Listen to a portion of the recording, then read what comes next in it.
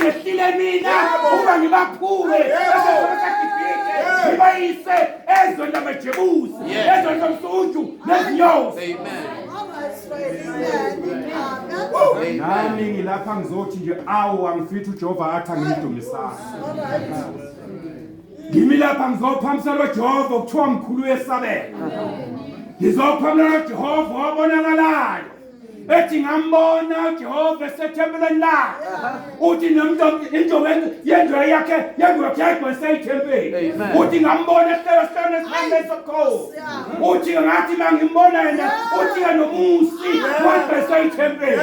Uthi wasebonakala ke izingilosi ngaphambi kwesihlalo sokhozi. Uthi ngezingilosi zinyengazinye zazimakuba isithupha. Uthi ngamabili uthi ke zamboza isiyawo. Uthi ngamabili le zamboza ubuso. Uthi ngamabili le zasezidiza. Uthi kwezwakalenye lakhala kwenye okuyisabatha. Uthi ngwele yena uyibetha ngezansi uthi eyandiza yaphela ilatini uyiphetha udaba yathatha udaba uthi yeza lelahle yabeka entweni batha ubheka lokhu uthi thile izitebe zakho namhla ungenzeka ungatholi ithuba. Mose awungezanga ngamkhulu phakathi kwabantu. uJehova mkhulu uyesabeka. uJehova wehlukile phakathi kwabantu kwabanamandla. uJehova wenza ukufana kwabanye abantu. Nakho akushoyo uthempeli yenqondo uthi ufanya kulunga uthi udaluwela ngokuba lokho uJehova zimangalisa. Ngimthanda apha mayikhuluma ngaye uDaniel. Uthi ngathi mangiphamisa amehlo process uthi ngambona mdala wezinsuku ngathi ngabhekile zekhanda lakhe zazimhlophe kunoboya bezimvu.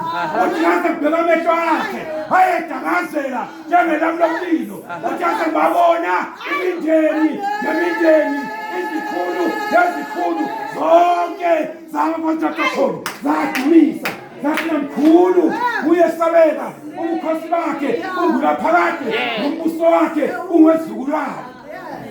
Awu Mose awungizanga mhluphe kwalabantu. Welizwe munye uNkulunkulu sizobeka yena. uNkulunkulu esibusise konke esikuzwileyo kulokho wezokuthela ezintweni zakhe.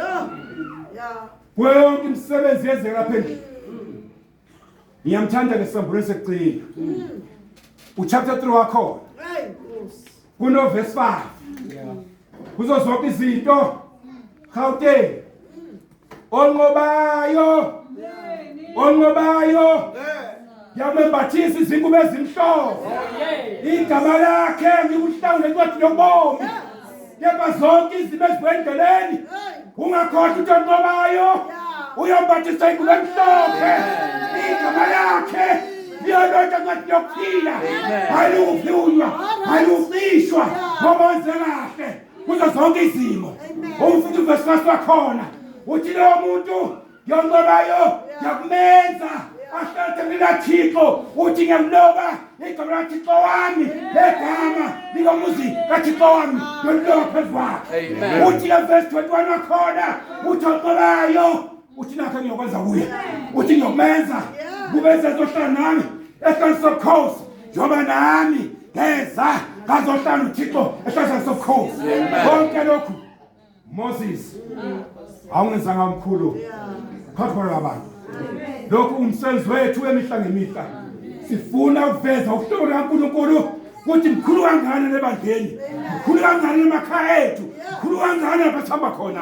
Lo nguThixo wezulu, onguThixo Abrahama, noIsaka, noJakobe. Yilo igama lakhe.